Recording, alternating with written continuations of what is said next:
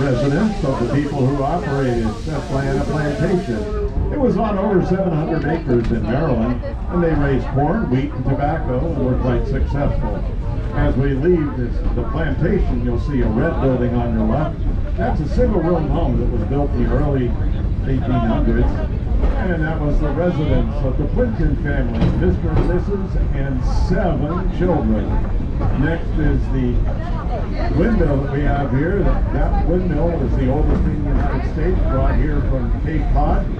It came here. It was built there in 1632.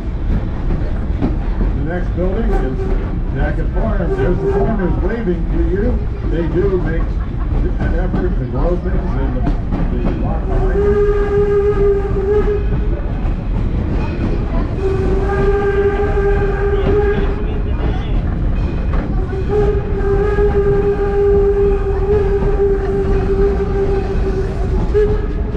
Over on the left there is an open field. You'll see there are some horses out there. Those are some of our first run draft horses.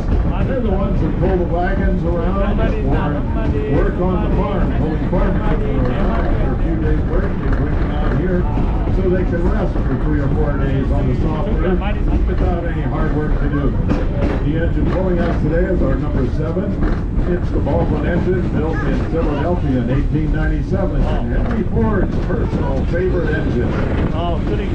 As we go around the corner, you'll hear the whistle, and you'll hear first the bell, and the whistle blows a long, another long, a short, and a long.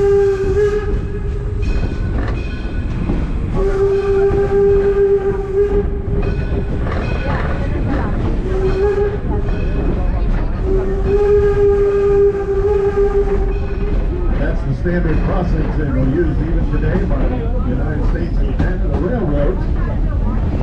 We're now entering our Wildlife Preserve District. In here you can find turkeys, occasionally some blue heron or egrets. They'll be on the right-hand side typically because they're waterfowl. On the left-hand side you might see deer, fox, possum, squirrels, or even coyotes. We do have a couple of them in here.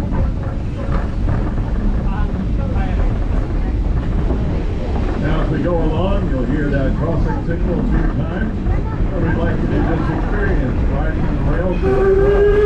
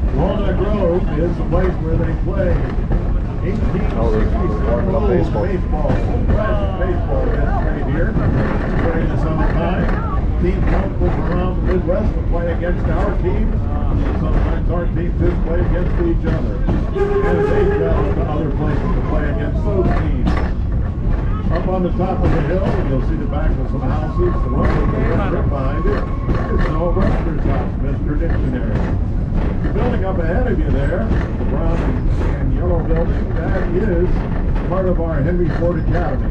Henry Ford had this charter school opened. It's a charter school in Wayne County, and admission to 9th grade is by lottery from those who applied as residences of Wayne County. They meet over in the library, or in the museum, in the classroom over there. This building houses the 10th and 11th grade classrooms, and then as we go around the corner, you'll see 3 Pullman cars. And those Pullman cars were converted for the 12th graders.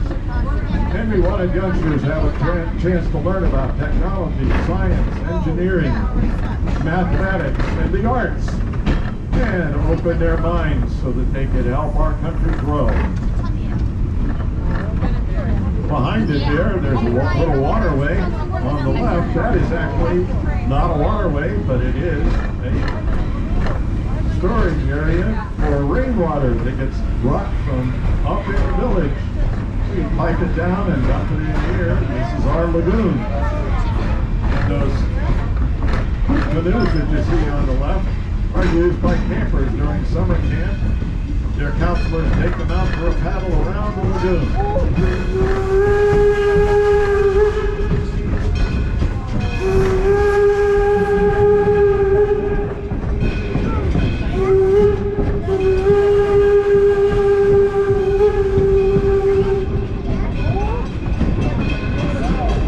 As we come around the corner up ahead, you'll see our small gray building.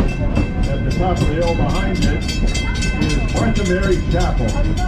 It's a non-denominational chapel that Henry Ford had built here, then named it after his mother-in-law and his mother.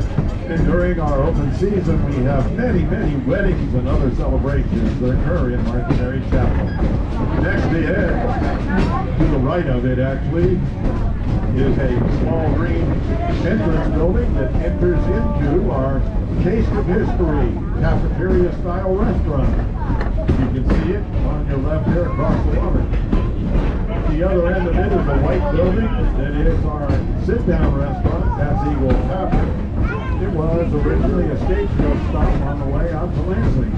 Just past it a little ways and across the street down there is the building with a cupola on top. That's where we have our 1913 Nurses Film and Carousel. And past it is Stand 44.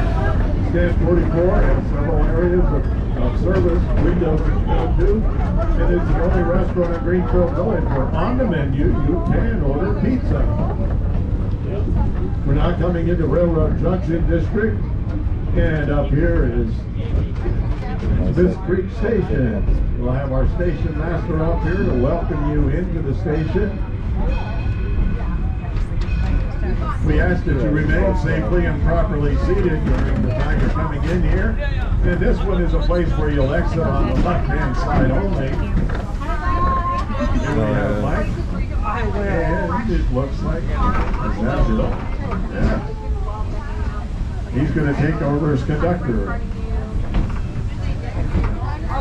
Please check your seating to make sure if you're leaving here, you don't leave anything behind on the seat. Yep. It's 12:11. Oh, we're too late. Oh, the next one's 1:40.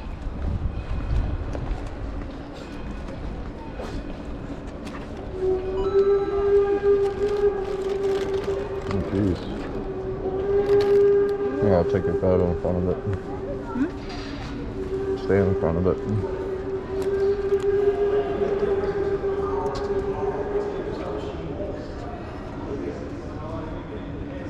Is this not too much in my face? Mm-mm. This is where they do the oil changes or something?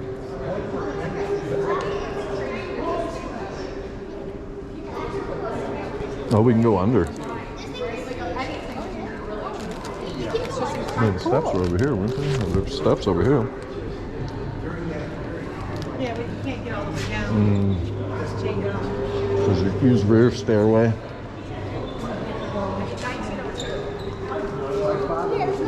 This is the service station, I assume? This is like the service station for the trains, I assume? I think so, yeah. This is where Beckert would work. How'd you get up there?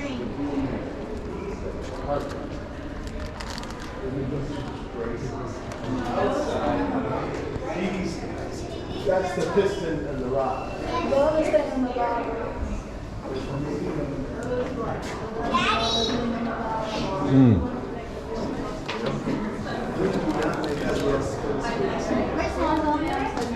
Yes. Imagine this falling.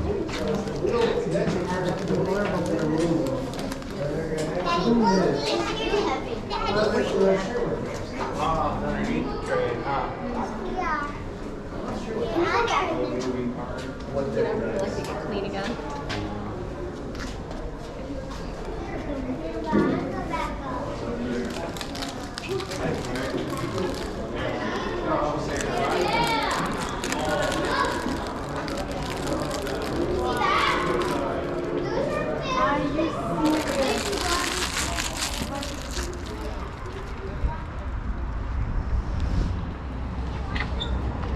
Wasn't a very exciting place. Oh, we could? Up and go inside. Oh, But you have to go up from. yeah, right here. No, you have to go that way somehow. And walk over. Because I need Can you get up here? Oh yeah, there's no.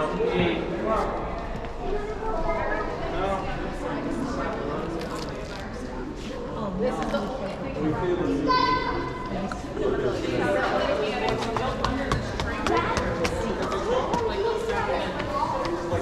Look, Daddy! That thing is still operating. All of that equipment is still operating. So you can operate. I'm following you. You play some golf? He does play golf. We used to do practice, and it's not good. Sophia wants one too, but we're kind of like, you know. On Amazon, they're not too bad. They're like $50. Oh, you got me here. You got blonde hair, huh? We got to stick together. Hey girl, I think that's what they throw out there. Yeah. Did you catch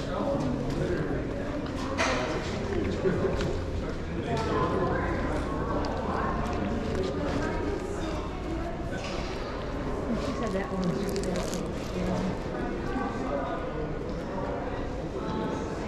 So then they'd spin that around. Huh? They'd spin that around, put the train on it, spin it around to put it on the track. How are you guys today? Good, you? I'm good. Have you guys been in the Roundhouse before? I don't think so. Well, welcome to the Roundhouse. So this is an active Roundhouse. We do maintain and service our steam locomotives. So, you know the train going around the Greenfield Village? Mm-hmm. That steam, both of those steam locomotives do come inside here every single day for maintenance and repair.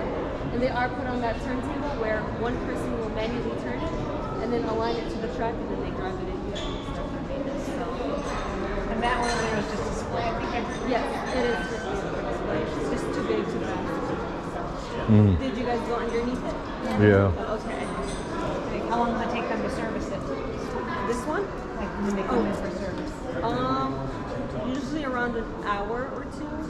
Yeah, they try to finish early, unless there's like a problem that comes out of it. Most of them just like tighten the bolts and lubricate the parts, and then they take it out, fill up the boiler, and then keep it fired up for the next day.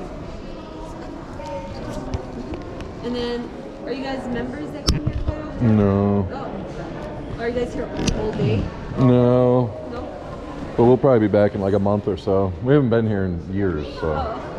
I was gonna tell you, if you're here all day, around 3:30 to 4 during that time period, they're gonna put away the second steam engine and they're gonna bring it inside the roundhouse. Where you can see the bulb number 7 on that turntable. One person manually turning it and bringing it inside. There was Cool. something on the board for 140. That's just me. I'll be doing the turntable demonstration. That's just pushing the turntable itself. Oh, okay. If you want to kind of do that as well. Yeah, there won't be an engine on there. It's just to show how easy it is to turn it, because that by itself is actually 40 tons. So that's just by itself, and it's super easy to turn. So if you guys would like to come again at 140, you can Okay. do the turntable, 140 to 220. Okay. Do they still have candle making here? The candlestick making, With beeswax? With the beeswax? They used to do it when I was a kid. I don't know what else they do now. But I know it's just the candlestick. where's that at? The candle holder. Right? Yeah, where's that at? Yeah. Anthony and Sim's shop. It's that shop. Let me see. Over by the Model Ts? Yeah, it's like right in front of it. Okay. Armington and Sims. That's what it's called. Okay. Not Anthony. Yeah, Armington and Sims. Okay, cool. Right in front of it. And I think even if you go by Liberty Craftswork, which is that sidewalk over here, if you go on the right, you might be able to see on the left as well. Okay. But All yeah, right. they have that demonstration, the candlestick making. Okay, cool. Thank you. Yep, you're welcome. Thank you.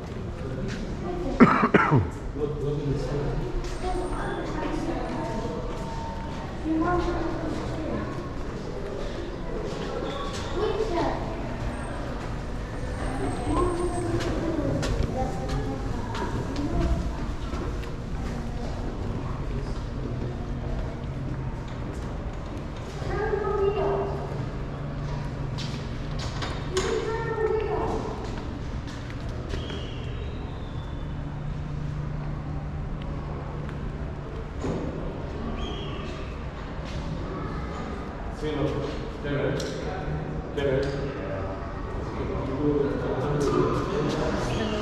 I'm good. I'm good. Blue jay. Alright, so the candle place is right there then, she was saying. Yeah, but it doesn't sound like it's the same.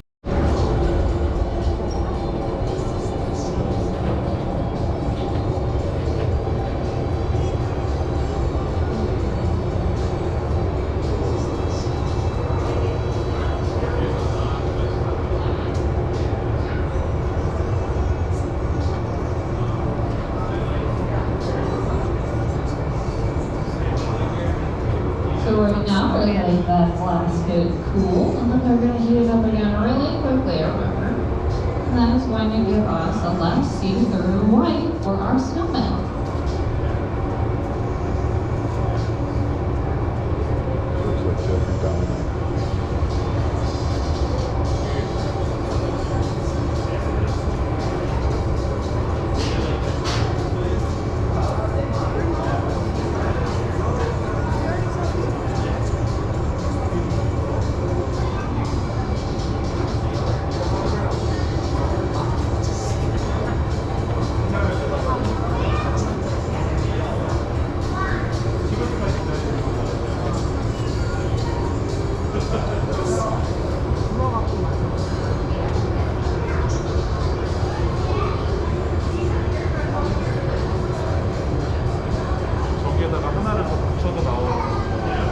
So they're going in for another lather of that ovally color. I actually make most of our own glass in-house here. It's silica sand, soda ash, and limestone. That makes the base for our white or clear glass. When we want different colors, we need to add in metal oxides. So the beautiful turquoise chandelier above me, that has copper in it. That is what gives that its color. Does anyone have a guess as to what color we get when we add iron into glass? What happens when we add iron? Can I have a guess? What color? Can we move over there where it's open?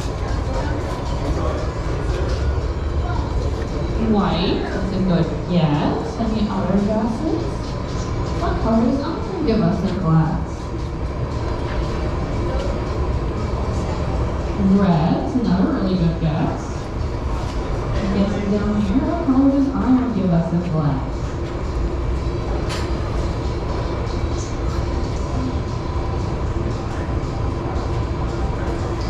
More red guesses. So we get green when we add iron into glass.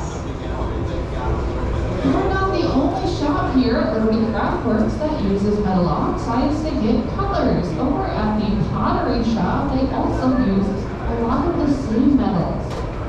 Iron gives them red, as many of you guessed. That's Right. And then for this paper, Yes. then it puts the paper. You've been listening too. The Yeah. design that you want it to. It's gonna work here, Oh, I know what that is. That's Thomas train station. Well, close. That is our Edison lab. Have you been in there too? Yeah. Yeah, so these are buildings that are here. Well, Edison Illuminating is just over that way, and that has big machines in there. And this is the lab where you can see the phonograph and other inventions. Very nice. Pictures like this. Pictures like this are pretty unusual because until the 20th century, because they were woodcuts, and woodcuts took days to make, and printers didn't make them. So imagine the cost of having a woodcut made for a printing that you're going to do one time. You wouldn't do it. So anything you're going to repeat, like an ad, that might be worth it. So if you have a picture, it's usually an advertisement made by someone, even in the newspapers of the time. Would you like to have this print? Yeah. Let me put a blotter on it, and you know that that ink is wet and it doesn't come out of clothes very well, right? But don't open it. Don't leave. Couple of days until it dries. We should have came in that one.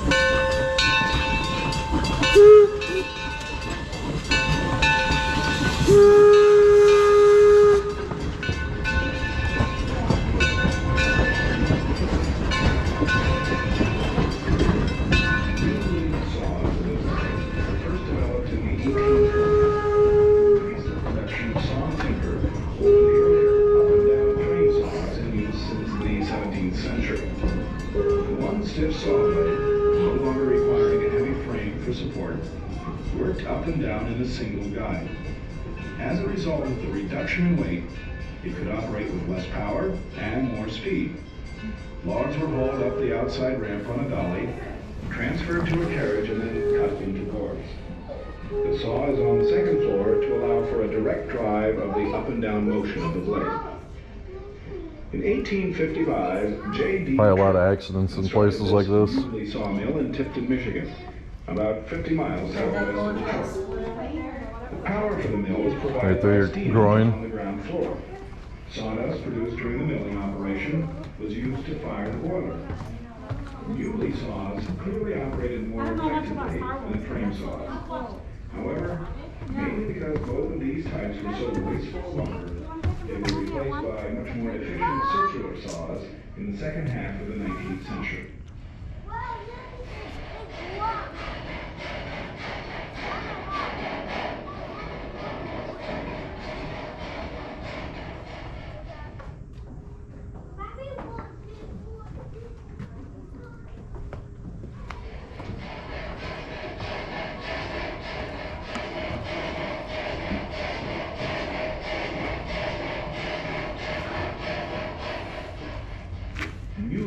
Saws of this type were first developed There's Chris Jolin.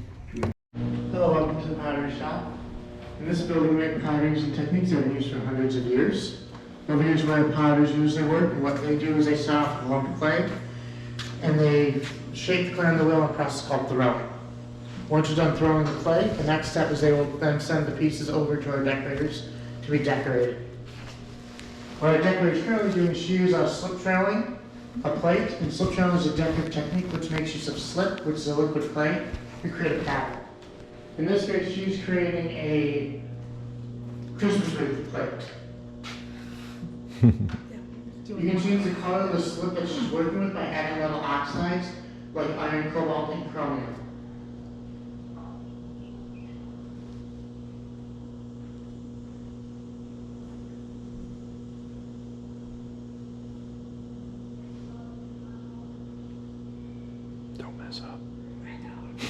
We often recreate historical American designs doing this, and this is all done by hand.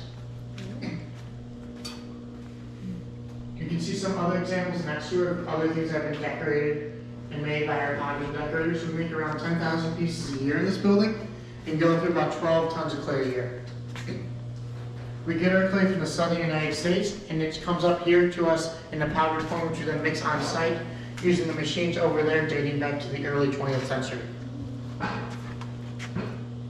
And what she's doing is she is glazing a bunch of ornaments.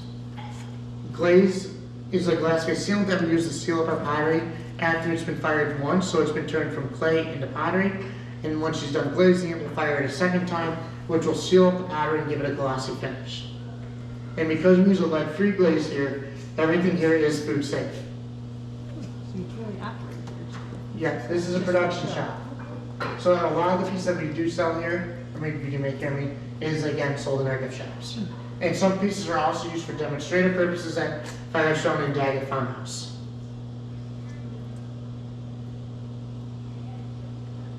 You can buy some pottery. I actually did that for a little bit.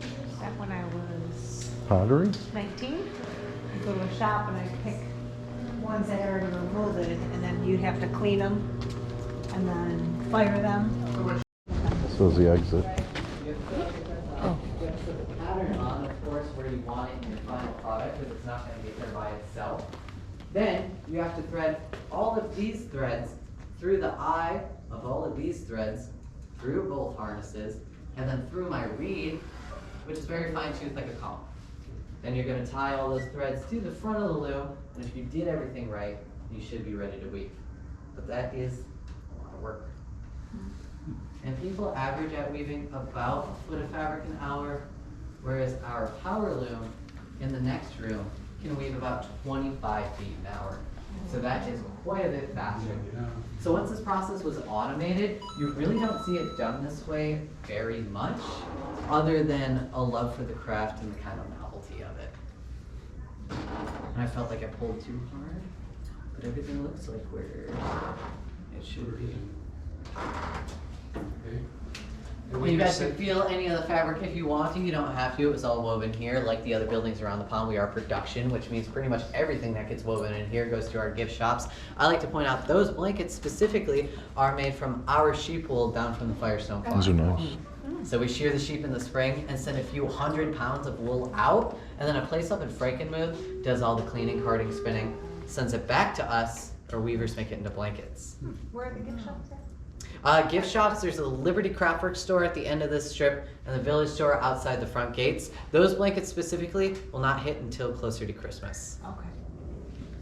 When you're setting up the loom, if you find an error, like you missed weaving it through the right eye or something, do you have to take everything off to get to it, or can you fix it? Usually you're able to just fix, it depends on how bad you mess up. Right. But most of the time, if it's an error like that, they're able to kind of go in and just fix the affected part. Okay.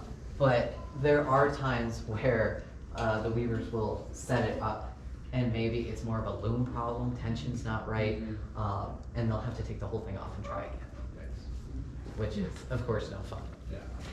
I will say that a lot of folks come in to see our jacquard loom, which is down here at the end. So we're set up kind of like a timeline. Think early 1700s, 1730s, 1801. Now this loom is different than the rest of the looms in here because I can make these very, very complicated fabrics. The reason I cannot make a fabric like this on a regular counterbalance loom is because if I want to lift one thread, I have to lift the other 100 attached to it. So that means, or that's why you see a lot of repeating designs, diamonds, plaids, stripes, things like that. Over here, we're using the punch cards, which are controlling my threads on an individual basis. So once again, that is how you do those very like flowery, ornate, you can do text, anything you could think of, as long as you know how to program those punch cards to reflect it. That technology was invented in 1801 in Lyon, France, and it was the direct inspiration for computer punch cards. So the way that's actually going to work is the weaver presses on that pedal, the cards advance one. It'll read those punch cards upstairs by setting out a set of pins. The pins hit the card. If it finds a hole, it will raise the corresponding string.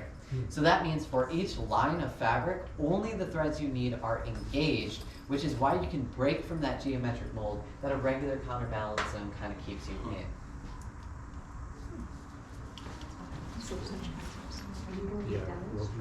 I'm not allowed to. But if you come back around 1:30, our weaver, who actually knows how to use the loom, will be demonstrating. Of course. Thanks for stopping in. Have a great day. From there? Oh. Nah, not really. Kids weren't really Only part if, of your plan. no, if they'd start out at like 8 to 10 years old. And I could just like start playing baseball with them and stuff like that, but I can't afford it. Not really. Not really.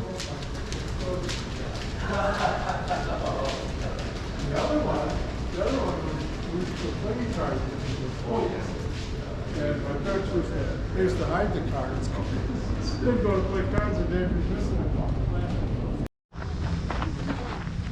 I went to an alpaca farm. We got to go in and pet the alpaca. I met a water Oh. He always told us we could always come back and. The guy was, his balls were sticking. Let's go back and watch them and hear them.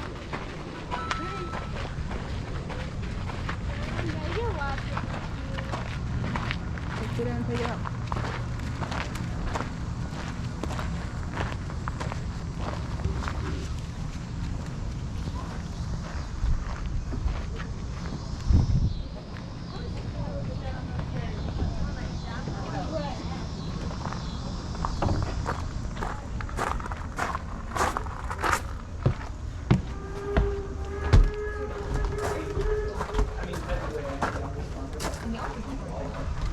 Hello?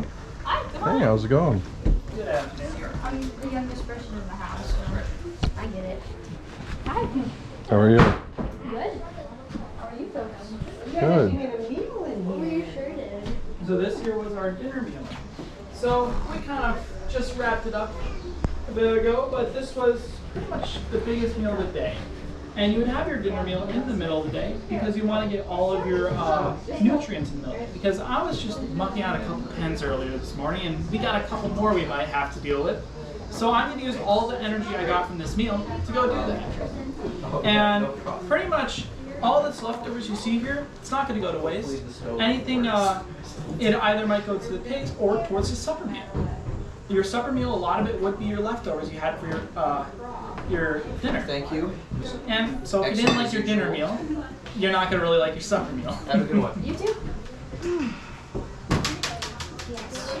But it's also a big day for us because baking in Victorian times was considered a chore because it took so long. So you have to keep your stove running, you have to use more of your ingredients, so you're really going to set aside specific days to do that. And because if I have some family who are Christians, Saturdays we prepare a dessert for the Sunday dinner, so I don't have to breakfast rush in the morning. So I don't know what we're going to do yet, but maybe something with apples because we have apples. Apples up on that stove is super hot, so just be careful as you walk past it. Oh, the basement's open to go down? Feels kind of a day like today. You go down there, there's the cold room down there, so that's where we store all of our meats. Oh. Well, you didn't say this is where we store our bodies. Ooh, it is cooler down there. It is nice and cool down there.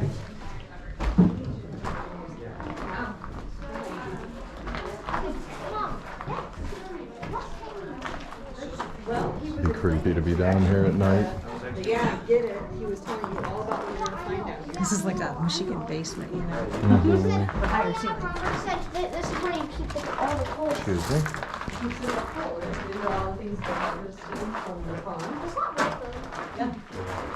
It's real food that they grow here. I know. And also what they were eating over there. They prepared from everything that they peppers, tomato, pumpkin, Peppers, meats, potatoes. Do you have a Jolly Rancher in there? Does a chair like this? Do you have a Jolly Rancher? I want some of that, Jen. Yeah, do you have a Jolly Rancher? Smells like Jolly Rancher. So they actually do store shit down here. I actually wouldn't mind having a garden. I just don't feel like I have time for one, nor the knowledge. I have to learn about gardening a little bit, I think, to be successful. The internet's pretty But- useful. You make a little small garden. I did pots when I first moved into this house. And Yeah, they make bags. I use those bags. Those bags are good. I'd like to try to. I can give you one. I got like 2 extra. More fresh. Yeah, and then our butter and our hard cheese are things that we can actually buy from the general store. Just as a comparison thing, we probably would have done. We don't have it in the house, so we don't have it in here. But we can utilize our ingredients to use those things that we love. This looks like it was probably a nice house. Looks like what? Like this. I mean, it's a big. I mean, look at this room. This is a big room. Yeah. Sit around and A lot of color. somebody play the I think it's pretty, piano. though. I mean, it's ugly. No, it's super old. Why would they think this is like pretty? I don't know. It's pretty. We got 2 furnace or 2 fireplaces. These are like the windows of my house. How short the chairs are. The legs of the chairs. Sat down low. Short. I wouldn't get out if I sat in it. There's an old timey VR headset.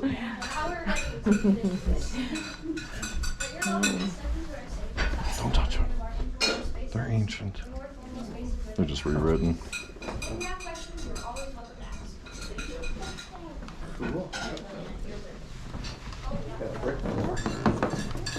Oh, excuse me. I'm so sorry. That's our farmers. Yeah, that's for our farmers to come and Oh, go. If you sorry. want to go downstairs, not the way you came. Yeah, we went out down. Thank you. You're welcome. Have a good day. You too. Oh yeah, there was a Mexican place.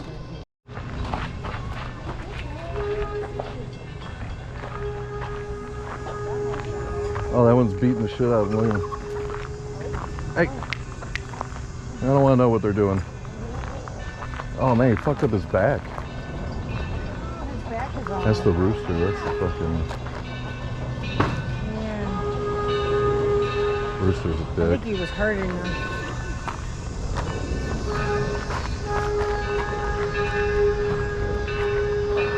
That one's a pretty one.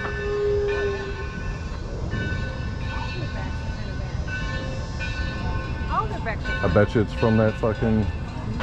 Yeah, I bet you he's tearing up all their backs.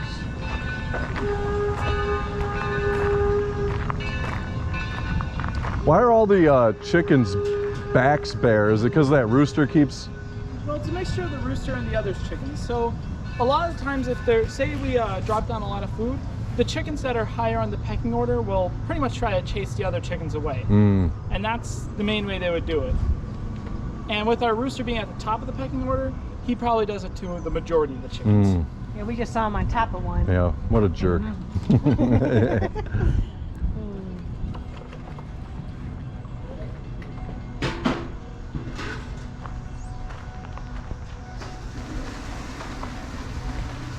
What do you think? What goes up there on the top? Chickens, you think? No, that'd be too high, huh? Can we go in here or no? Oh, do not pet or feed the animals.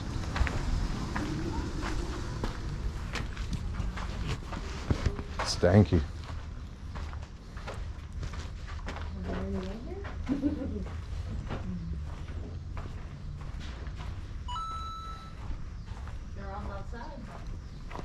Enjoying the weather.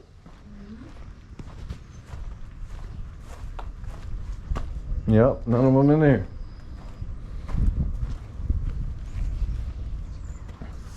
Oh, there's chickens.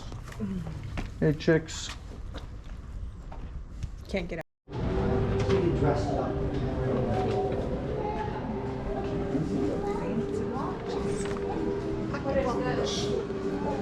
That'd be nice to have. These are for All the black jewelry is very, very Is it?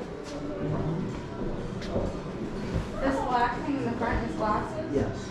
Yeah. You can't see that there's glass there, it's just against the These are very interesting glasses. So kind of think of them as reading places. So this was for animals? Hey. This was originally made of, No. so it's for your hair. Mm-hmm. Mm-hmm.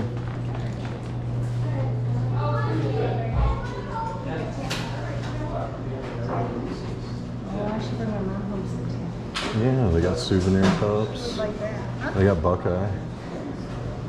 Quarter pound of candy, $4.50. What's Buckeye? Like an Ohio State, like Buckeyes from Ohio. Or like a candy, I don't It's know. candy, right? Yeah. Which one is that? I don't think any of these. What's a Buckeye? Which one's a Buckeye?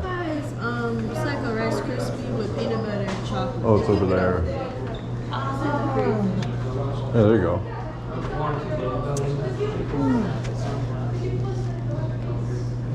You're gonna get one?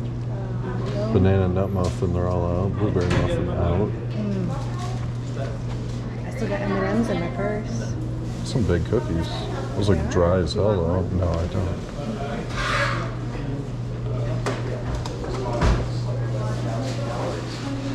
That's a different one. No, I think you can use that one. Yeah, but I mean, that's a different one compared to what we've seen. But, yeah, I tried to get them all to do it.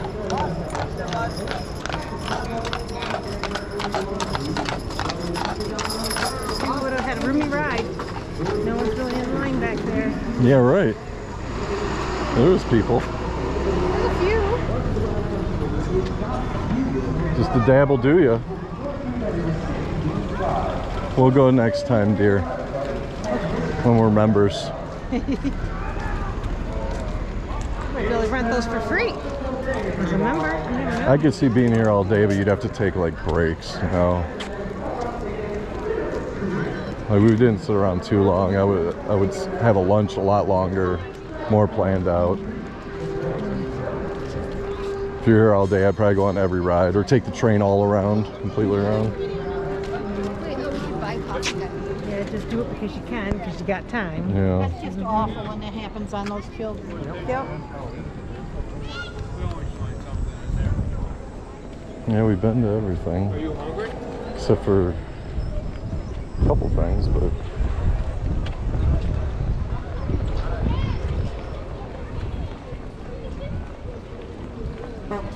Old Car Festival.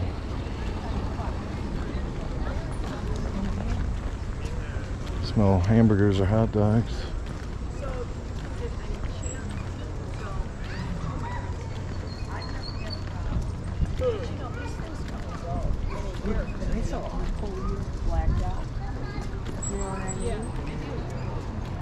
And then we gotta stop at the store on the way out. Why? Oh, you want to check out the store, right? Oh, that store outside? The other one, yeah. Yes. Move the car out of it.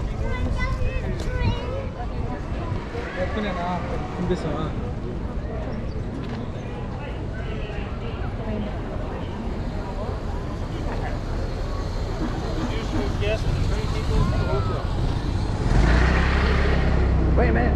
Hold on.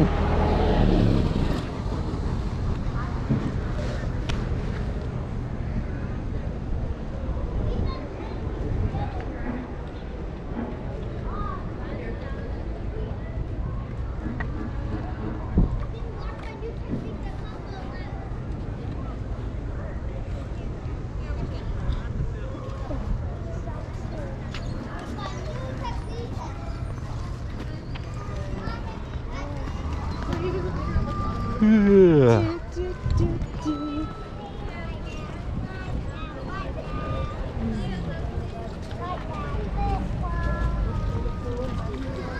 I think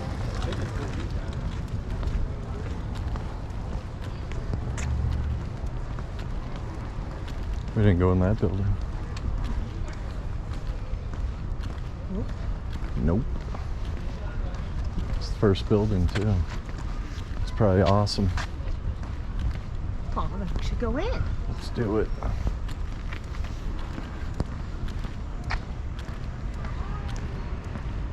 Oh, it's Ford House. Ugh.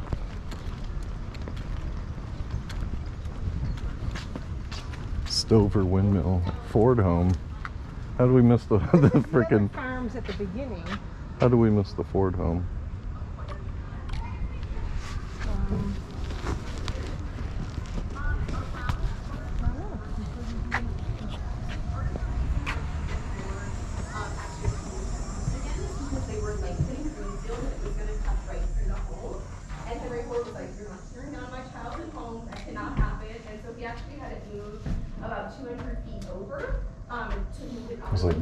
pictures on there.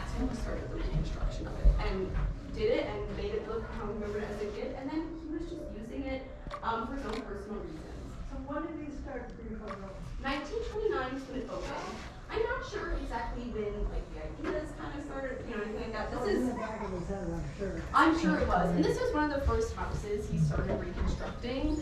So this was before the village opened, but I don't know exactly when he purchased this land to start it either. But ironically, even though this was one of the first houses he restored, it was actually the last house he moved to the village. So this house was moved here in 1944. Imagine playing hide and seek in here at night. Imagine playing hide and seek in here at night with no lights on. He never really and shit. intended it to be for guests. It was always for his own personal use. Yeah. And so after it moved to the village, it still wasn't open to guests even. It was still closed. The family was still using it, and it didn't open for guests to come through until sometime in the 1950s. Oh, really? Who's Lithgow? Lithgow? Yeah, that's Henry Ford's, those are his uncles, so his maternal uncles. So that was his mother's maiden name. She was Mary Lithgow. Yep. Yep. What nationality is that? I'm not sure exactly what it was. I think I've heard Polish, but I cannot confirm that, where they are from. So Lithgow was her maiden name, so she was born a Lithgow. So her mother passed away. It's a big house. Yeah. This is like the dining room, I take it? Going, there's another room. It's like what I want with a tiny house. I want to have walls for separation. Then it doesn't feel like you're in one big, one-bedroom apartment, you know? I take it this is the living room, right off the back of the kitchen. Or maybe, This is more like a family, formal dining room. Oh. Wow. creepy.